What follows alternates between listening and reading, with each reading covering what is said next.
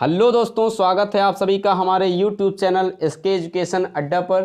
जैसा कि हम लोगों ने पहले दो वीडियोस में पढ़ा है संज्ञा और सर्वनाम, आज उससे रिलेटेड टेट और सुपर टेट के सारे क्वेश्चन हम लोग सॉल्व करेंगे और काफ़ी आसानी से ये सारे प्रश्न सॉल्व हो जाएंगे। तो शुरुआत करते हैं दोस्तों पहले प्रश्न से। सुंदरता में संज्ञा है ऑप्शन ए व्यक्तिवाचक, बी समूहवाचक, सी जातिवाचक, डी भाववाचक। तो दोस्तों जिसमें किसी गुण, अवस्था इत्यादि को बताते हैं तो वो क्या होता है, हो जाता है भाववाचक संज्ञा। तो ये क्या बन जाएगा, भाववाचक संज्ञा, अर्थात इसका विकल्प डी सही है। मित्र का भाववाचक है तो दोस्तों मित्र होता क्या है, जातिवाचक संज्ञा होता है।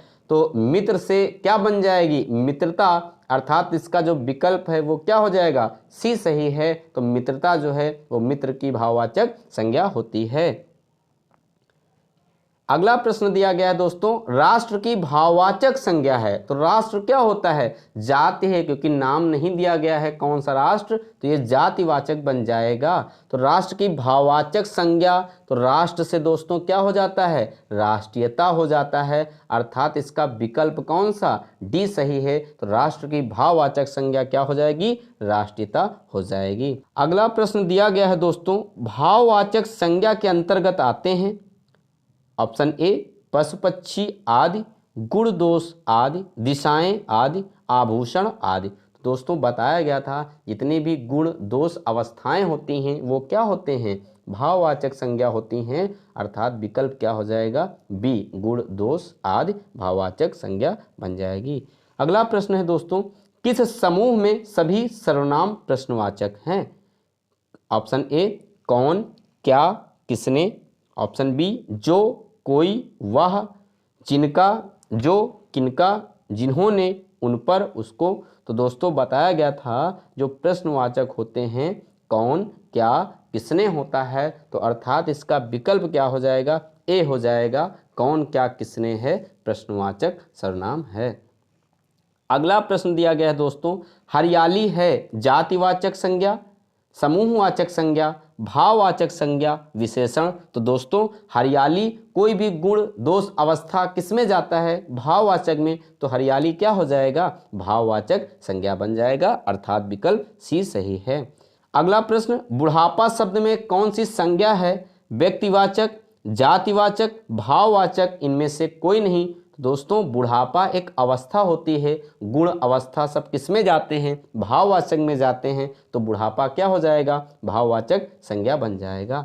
अगला प्रश्न है, बाजार में से किस संज्ञा का बोध होता है, भाववाचक, समूहवाचक, जातिवाचक, व्यक्तिवाचक। तो दोस्तों बताया गया था जितनी भी चीज़ें समूह में होती हैं वो समूहवाचक संज्ञा कहलाती हैं, जैसे सेना, गुच्छा, परिवार, झुंड इत्यादि। तो बाजार दोस्तों क्या हो जाएगा, समूहवाचक संज्ञा बन जाएगी, अर्थात विकल्प बी सही है। अगला प्रश्न है, गरीबों की सहायता करो। गरीब शब्द है विशेषण, विशेष, जातिवाचक संज्ञा, भाववाचक संज्ञा। तो दोस्तों गरीब दिया गया है, उसका नाम नहीं दिया गया, और नाम ना दिया जाए ऐसे कॉमन बात की जाए तो कौन सी संज्ञा, जातिवाचक संज्ञा होता है, अर्थात विकल्प सी सही है। प्रश्न है दोस्तों, मैं अपने आप वस्त्र साफ कर लेता हूँ, इस वाक्य में कौन सा सर्वनाम है। तो इस पर जोर दिया गया अपने आप, मतलब निजी कर लेता है। तो ऑप्शन दिया गया प्रश्नवाचक, निश्चयवाचक, निजवाचक, संबंधवाचक। तो दोस्तों आंसर क्या हो जाएगा, निजवाचक सर्वनाम बन जाएगा, यानी विकल्प सी सही है। अगला प्रश्न है, बुढ़ापा एक प्रकार का अभिशाप है, इसमें से कौन सी संज्ञा है, जातिवाचक, भाववाचक, व्यक्तिवाचक, समूहवाचक। तो दोस्तों बुढ़ापा एक अवस्था है तो ये क्या बन जाएगा, भाववाचक बन जाएगा, अर्थात विकल्प बी सही है। राज्यपाल में कौन सी संज्ञा है, व्यक्तिवाचक, जातिवाचक, भाववाचक, समूहवाचक। तो दोस्तों राज्यपाल जो है क्या बन जाएगा, जाति के बारे में बताएगा, तो आंसर इसका क्या हो जाएगा, जातिवाचक संज्ञा हो जाएगा। अगला प्रश्न दिया गया है, पुरुषवाचक सर्वनाम से संबंधित नहीं है, मैं, हम, कोई, तू। तो दोस्तों मैं, तू और हम ये सब क्या होते थे, पुरुषवाचक सर्वनाम होते थे, और जबकि जो कोई और कुछ था तो वो क्या था, अनिश्चयवाचक सर्वनाम था। तो इसका जो ऑप्शन है कोई, वो पुरुषवाचक सर्वनाम से संबंधित नहीं है, अर्थात विकल्प डी इसका राइट आंसर होगा। जो सो के प्रयोग से संबंधित सर्वनाम को पहचानेंगे या पहचाने तो क्या है, जो सो कौन सा सर्वनाम होगा, प्रश्नवाचक, पुरुषवाचक, संबंधवाचक, निजवाचक। तो दोस्तों जो और सो क्या करता है, संबंध बताता है, तो ये कौन सा बन जाएगा, संबंधवाचक सर्वनाम बन जाएगा। स्त्रीत्व शब्द में कौन सी संज्ञा है, जातिवाचक, व्यक्तिवाचक, भाववाचक, द्रव्यवाचक। तो दोस्तों स्त्रीत्व जो है ये क्या बन जाएगा, भाव के बारे में बताता है, तो ये बन जाएगी भाववाचक संज्ञा, अर्थात विकल्प सी सही है। निम्नलिखित शब्दों में से कौन सा शब्द संज्ञा है, क्रुद्ध, क्रोध, क्रोधित, क्रोधी। तो दोस्तों जो क्रोध है यह एक गुण है, तो ये क्या हो जाएगा, ये गुण या अवगुण है, तो यह बन जाएगा भाववाचक संज्ञा। तो कौन सा शब्द संज्ञा हो जाएगा, क्रोध हो जाएगा, अर्थात विकल्प बी सही है।